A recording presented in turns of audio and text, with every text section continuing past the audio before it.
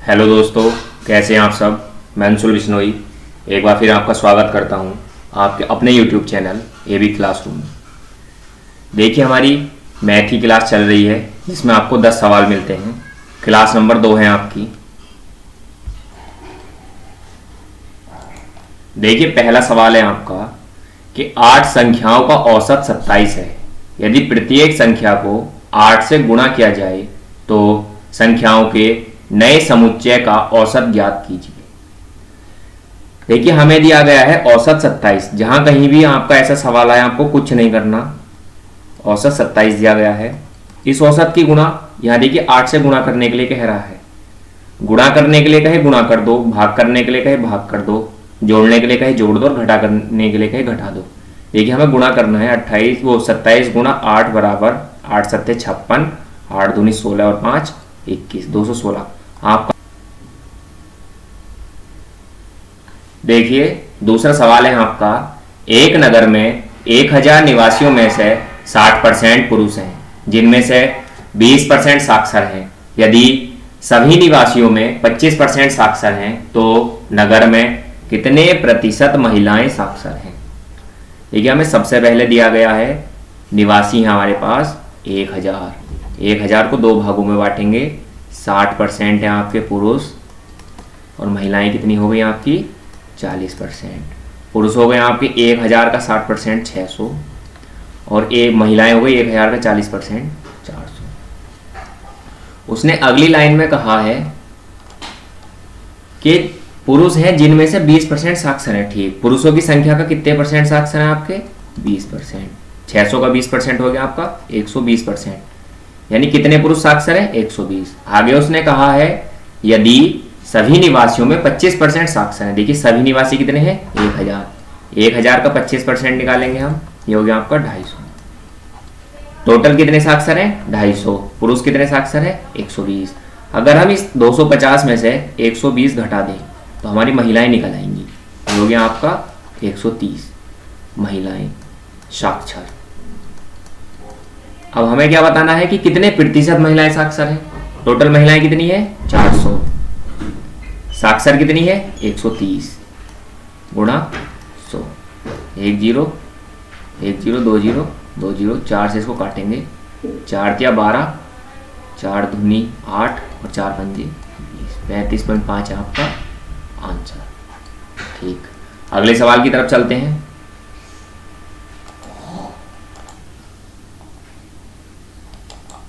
एक कक्षा के लड़कों का औसत भार 24 किलोग्राम है। जब 36 किलोग्राम भार वाला एक लड़का कक्षा छोड़ता है तथा 30 किलोग्राम भार वाला एक नया लड़का कक्षा में आता है तो औसत भार 23.5 किलोग्राम कम हो जाता है। मतलब 24 से घटकर कितना हो गया 23.5। कक्षा में कितने लड़के हैं, लड़कों की संख्या बतानी है हमें। देखिए, सबसे पहले हमें नहीं पता कितने लड़के हैं। हम क्या करेंगे, हमें औसत भार 24 किलोग्राम दिया गया है। इसका मतलब है कि जितने भी लड़के हैं सबका भार कितना कितना मान सकते हैं हम 24। ठीक है, हमने कुछ लड़के मान लिए अपनी तरफ से 24, 24 और 24। देखिए, बहुत ध्यान से समझिएगा। आगे उसने कहा है कि 36 किलोग्राम का लड़का चला गया। ठीक है, 36 किलोग्राम का लड़का कक्षा छोड़कर चला गया, यानी माइनस कम हो गए। आगे उसने कहा कि 30 किलोग्राम भार वाला एक नया लड़का कक्षा में आ गया। ठीक है, 30 वाला आ गया प्लस हो गया, दोनों को घटा देंगे माइनस के 6। इसके कहने का मतलब है कि 6 किलोग्राम वजन कम हो गया। अब हमें क्या करना है, तो औसत भार हो गया 23.5 किलोग्राम। देखिए, पहले 24 किलोग्राम था, पहले था आपका 24 किलोग्राम, अब हो गया आपका 23.5। कितना कम हो गया 0.5 किलोग्राम। प्रत्येक बच्चे का औसत भार 24 से 23.5 कम हो गया, यानी कि कितना कम हो गया 0.5। और टोटल वजन कितना कम हुआ है आपका 6 किलोग्राम। इस 6 किलोग्राम को हमें 0.5 से भाग करना है। 0 60 काटा 12 आया, आ गए आपके 12 लड़के। ये है आपका आंसर। अगले सवाल की तरफ चलते हैं।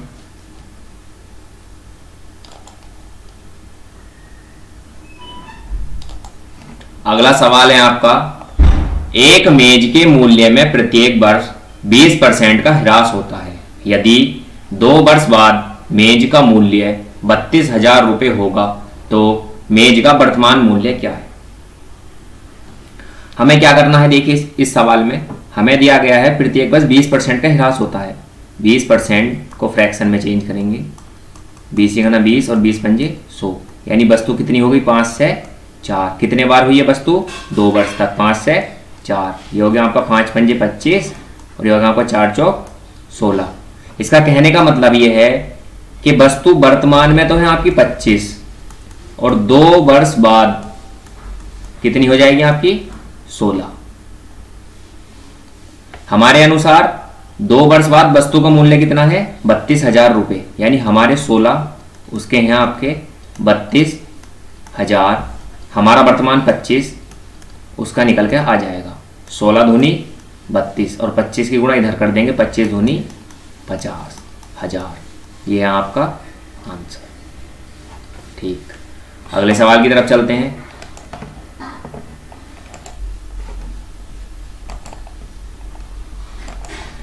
सुमित और प्रकाश की आयु का वर्तमान अनुपात 2:3 है।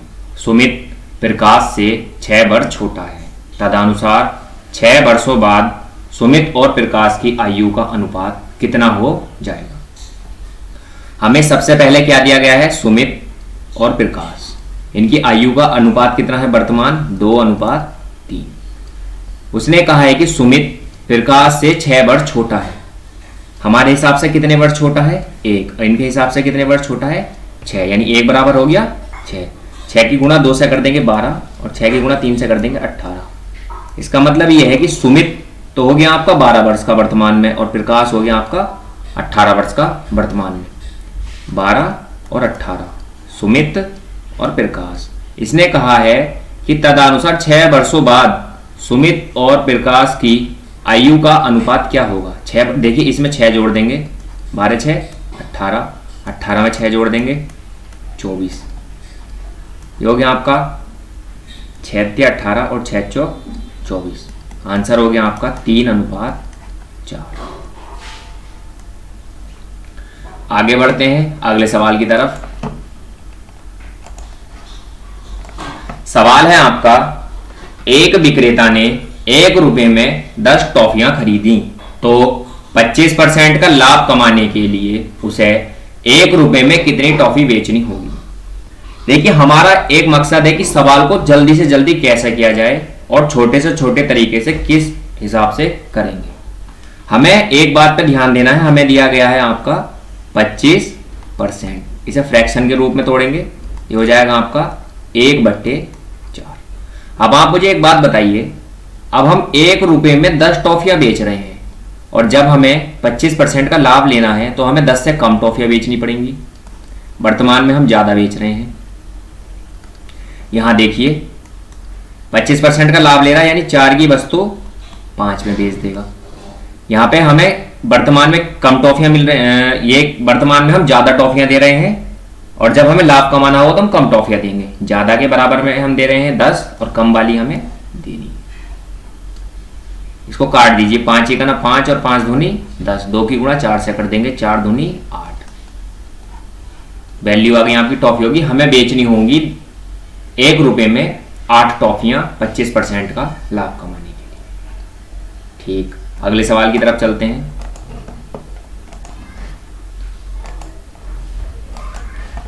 अगला सवाल है आपका, एक दुकानदार 10 रुपए प्रति 7 पेन की दर से पेन खरीद कर लाया। इसके कहने का मतलब है उसने 10 रुपए में 7 पेन खरीदे और उसने उन्हें 40% लाभ पर बेचा।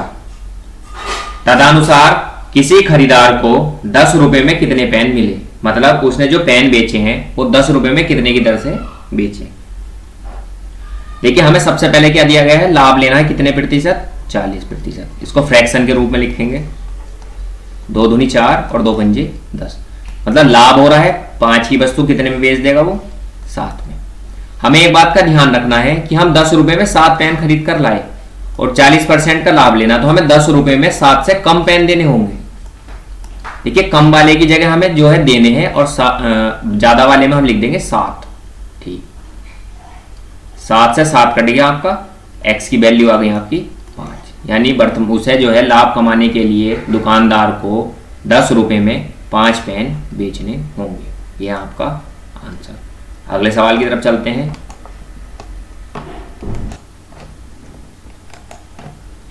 श्रीमान कपूर ने 2 खिलौना साइकिलें रुपए 750 प्रति नग की दर पर खरीदी।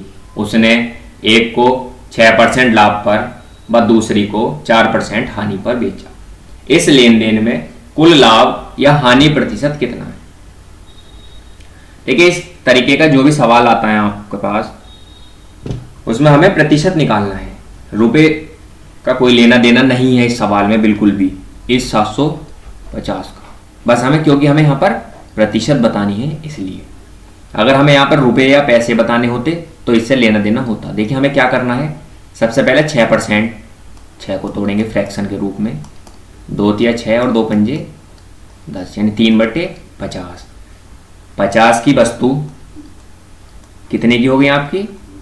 53 की। लाभ हो रहा है इसलिए। आगे उसने कहा है 4% हानि, इस 4% को तोड़ते हैं, 1/25, यानी कि 25 की वस्तु 24 में।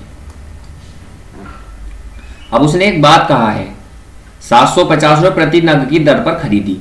यहां पर देखिए खरीदी कितने में है, अलग अलग हो रहा है, यहां 2 से गुणा कर दो तो यहां आपका क्या बन जाएगा, ऊपर वाला ऐसे ही रहेगा 50 से 53 और नीचे वाला हो जाएगा आपका 50 से 48।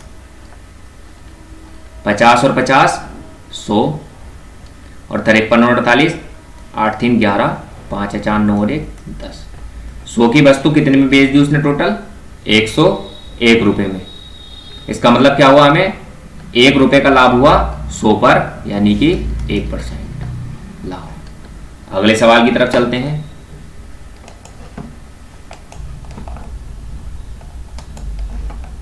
अगला सवाल है आपका, 2 संख्याओं का औसत 62 है। यदि छोटी संख्या में 2 जोड़ दिया जाए तो संख्याओं का अनुपात 1:2 हो जाता है। संख्याओं का अंतर है। हमें दिया गया है 2 संख्याओं का औसत। औसत कितना है? 62। और हमें अगर इसका योग निकालना है तो हम क्या करेंगे, संख्याओं से गुणा कर देंगे। ये हो गया आपका 124 योग। उसने आगे कहा है कि यदि छोटी संख्या में 2 जोड़ दें, देखिए छोटी में जोड़ें या 2 में, बड़ी में जोड़ें, अगर 2 जुड़ेगा तो वो योग में भी जुड़ेगा। तो ये कितना हो गया आपका, बढ़ करके 126। आगे उसने कहा है कि तो अनुपात 1:2 हो जाता है। ठीक, 1:2 बराबर हो गया आपका 3 और 3 बराबर कितना है आपका 126। तो 1 बराबर कितना आ गया, 3 से भाग कर देंगे, 3 चौक 12 और 3 दूनी 6, 42। तो देखिए यहाँ पर छोटी संख्या हो गई आपकी 42 और बड़ी संख्या हो गई आपकी 84। लेकिन उसने एक बात कही थी कि छोटी संख्या में 2 जोड़ा गया है, अब हम इसमें से 2 घटा देंगे तो ये हो गया आपका 0 40 और ये हो गया आपकी बड़ी संख्या। दोनों का अंतर कितना है आपका 44। यह आपका आंसर है। ठीक, अगली सवाल की तरफ चलते हैं। अगला सवाल है आपका, 2 नल एक टंकी को क्रमशः 20 तथा 24 घंटे में भर सकते हैं और एक निकासी नल 1 घंटे में 160 गैलन पानी खाली कर सकता है। एक साथ तीनों नल खाली टंकी को 40 घंटे में भर सकते हैं। टंकी की क्षमता कितनी है? देखिए हमने माना 2 नल हैं जो भरने वाले हैं, ए और बी। ए कितने समय में भर रहा है आपका 20 घंटे और बी 24 घंटे। देखिए दोनों प्लस का काम करेंगे, भर रहे हैं। एक सी है जो उसको खाली कर रहा है, वो माइनस का काम करेगा।